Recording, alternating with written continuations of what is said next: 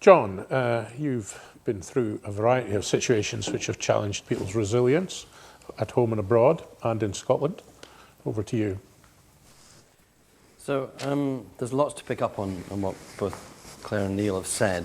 And one thing when Claire said it's not rocket science, it reminded me of a meeting. I was in a public meeting in Edinburgh where an anguished, angry, concerned Morningside, middle class matron from Morningside got up and said, "It's not rocket salad," which was true.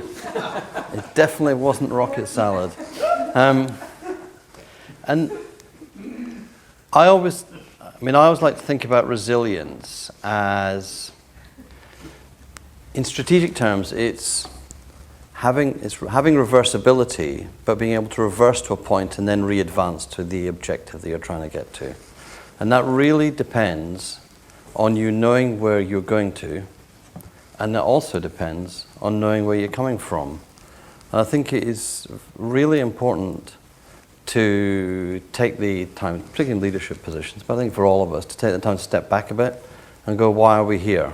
It's not just what's going on, but why are we here? How did we get here? And it seems to me that there's a lot of things which we engage with which are actually symptoms. They're not the cause. Brexit's a symptom, it's not a cause. No deal is a symptom, not a cause. Trump is a symptom. Farage is a symptom. Corbyn's a symptom. And the question is, what are they a symptom of? And I think they're a symptom of, I used to think they were a simple symptom, not that symptom, but based in superstructure. There's something deeply going wrong economically, and therefore socially, politically, there's bound to be profound expressions. The global financial crisis, the Great Recession, that we're still living with the consequence of that 10 years on. The world nearly went into depression. The whole economy crashed by bankers. Banks were bailed out with taxpayers' money. Taxpayers haven't had a pay rise for a decade, and bankers haven't gone to jail.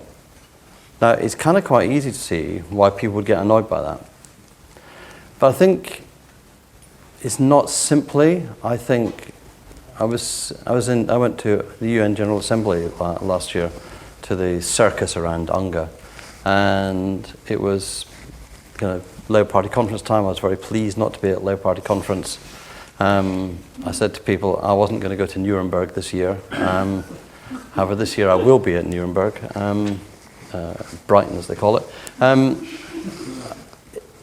I was sitting there having a drink with a friend, a professor of philosophy, is a friend of mine, and it's the end of September, and it was balmy and warm and wet, and we both were reflecting on how unseasonal the weather was, but actually how unseasonal all weather is now, and that actually I think people are being driven mad by climate change.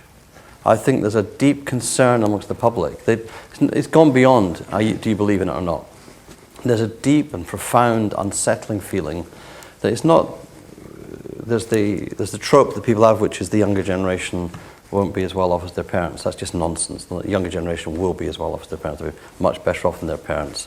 There's no chance they'll be less well off to start with. They'll inherit my house, so that my generation will do really well inheriting my house. But there's something about, I think, in most parents and grandparents have a suspicion that while the world might see them out, and it might even see their children out, it might not see their grandchildren or their great-grandchildren out. There's something about the end of, there's something realistic about the end of times. Richard in the audience has just come back from Australia. I've worked in Australia. Australia is a country which parts of are being made uninhabitable by the change in the weather systems. So there's something about climate change and something about the economics. And then I actually think, I read some Baudrillard over the summer, and I think he wrote some great essays on 9/11. 9/11 is a profound crisis that I don't think we've actually incorporated into our thinking about the world. 9/11 was the end of a period of globalization in which the weapons of in which the symbols, emblems of globalization were turned against globalization itself. So intercontinental planes were flown into the World Trade Center. Not simply that. The ability of people to use money to travel, to learn, to get skills. So Saudi nationals traveled to America to train how to fly planes, which is part of, we all believe, progressives believe in, get on through education, get on through skills, get on through upskilling, get on through migration. All of those values, symbols, emblems ended up with people paying to train, to skill themselves so they could fly a plane into the emblems of globalization, whether it's the Pentagon or whether it's the... And I think that's unsettled people in a deep way, because that made people understand that the fluidity with which capital moves around the world and the fluidity with which people move around the world has consequences which you might want to deal with. And I think the unfortunate part of this is the only political response to that that's been at all effective is actually, it's the kind of Trump Farage Orban, which is build a bigger barrier, build a bigger border. I don't think that's the correct response, but actually you can see why that's a reassuring response to voters who kind of go, it's fair enough when progressives say not everybody wants to come into our country as a terrorist, but it's also fair enough to say terrorism is quite a big and random threat and something should be done about it. So we've got economic security, environmental security, national security, all of these up in the air for more than a decade.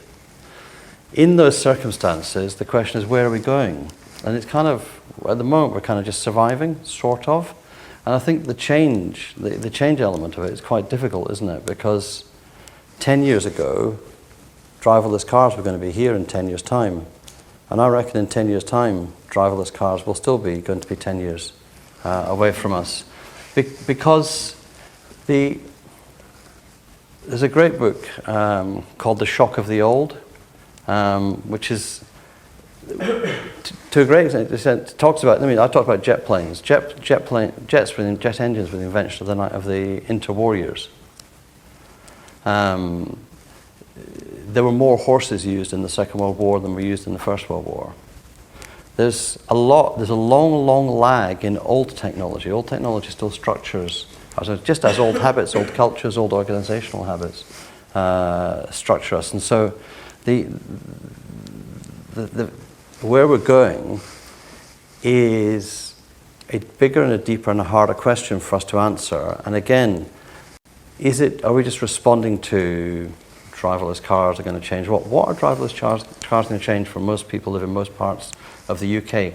Very little for a very long time, because the density of the investment in infrastructure for the information infrastructure that can guide driverless vehicles is going to be. It will be in certain places really important, but driverless cars aren't going to help you in the country if you want to go out and get absolutely well-eat and get home without getting drink driving. You're going to still need a taxi driver of some sort. And the question about where we're going takes us to, again, I think, really the main point of what I've been considering about resilience. To have resilience, you have a strategy. To have a strategy, you actually need to make a considered view about where you're going to. And it was Claire that talked about organizations that had shopping lists and we're going to focus on their priorities. I think anybody who's got a shopping list doesn't have a strategy. They've just got, they've got a PowerPoint slide. And we know in the world of PowerPoint slides with bullet points, that's the world in which, I've got 5 demands and you've got 4 demands, so I beat you by 5-4. It's like it's a football match.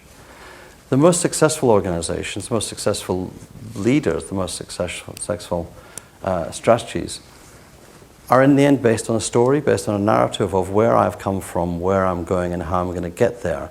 And I think that the gap in many ways, and I think it's where it was good for the health service that the 5-year money was made available together with a 5-year plan, which has in it strengths and weaknesses, which are the weakness that I think Niall pointed out, which is how do you deal with healthcare on its own? The answer is you have to deal with the bit that you have control of. So NHS England deals with the health service while it has the health service and has to gradually move towards the other bits.